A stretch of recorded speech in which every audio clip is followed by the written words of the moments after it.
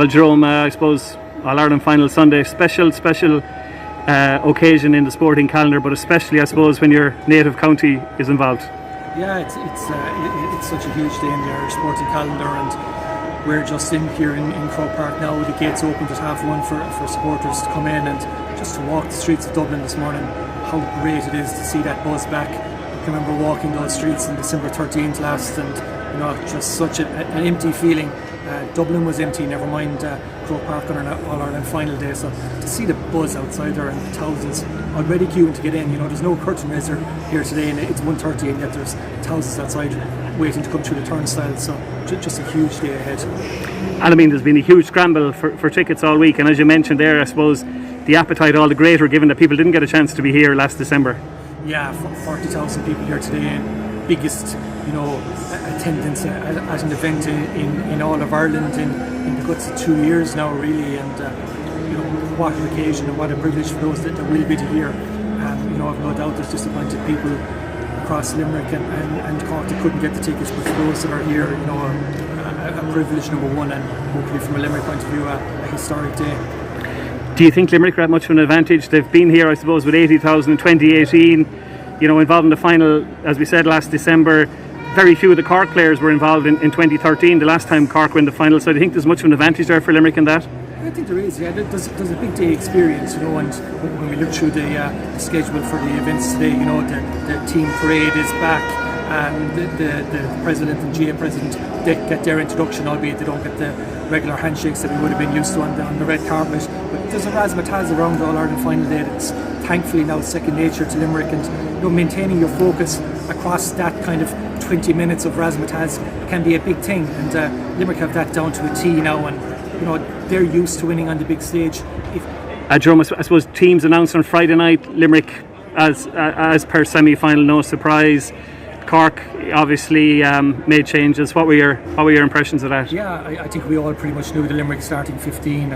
Very, very settled team, particularly this year, and settled for the last number of years. 12 of them starting their third All-Ireland final. Peter Casey starting his first big day for him. But Cork, obviously, as you said, going with Shane Kingston from the start, and having a guy, Jeremy Mallory, miss out through injury as well, and what a pity for him. But Limerick at full strength. A panel of 26 here talked out today. All 26 of them have played in Croke Park. Some of them on All-Ireland final day amongst the subs as well. So, big pluses for Limerick in that regard. Obviously, the teams met earlier in the Munster semi-final back in July.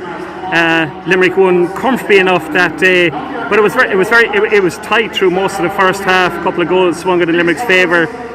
Is it impossible to say which team has improved most since that Munster semi-final? Yeah, it's tricky. Obviously Cork have built huge momentum and gained huge confidence since then with some of their victories, particularly probably the Clare and Kilkenny games were big wins for them. But I think when you look back at that game, Limerick were under par as well in that Thurles encounter, and I can recall coming down the home stretch thinking, if Cork get a goal here now, they can sneak this game from Limerick. So I think Limerick have improved quite a lot as well, and when you look back at the second half against Tipperary and clearly the semi-final against Waterford, that was the real Limerick as we hope to see this afternoon. Obviously, history at stake for Limerick today. First time to win 2 in a row if they achieve it. Do you think that might be a bit of a burden, or do you think it's something the players will be not particularly conscious of? It seems they're just not conscious of it, and we've heard the sound bites so many times, that they don't have a rear view mirror, they don't dwell on the past, they're looking to the future the whole time. And it does appear to be that way, in the interviews which you've done in the past week with the likes of Declan Hannon and Dan Morrissey. So really just focus on next training session, next match. History doesn't seem to be a burden on them. They're creating their own history, and I do think that it will be a historic victory if they can get that win. Back to back will seal their place among the greats, I think. They're appreciated now, there's no doubt about it, but I think back to back and 3 titles in 4 years will really cement their place among the greats. So if you were to call it shortly before 5 o'clock, will it be Declan Hannon walking up the steps of the Hogan stand to collect Liam McCarthy, becoming the first player, legendary Christy Ring, to collect Liam McCarthy 3 times? Yeah, hopefully, and what an honour for Declan, in absolute elite territory now. Just 4 captains ever have captained their county on 3 occasions to All-Ireland success. And there's also captaining your county to back-to-back successes.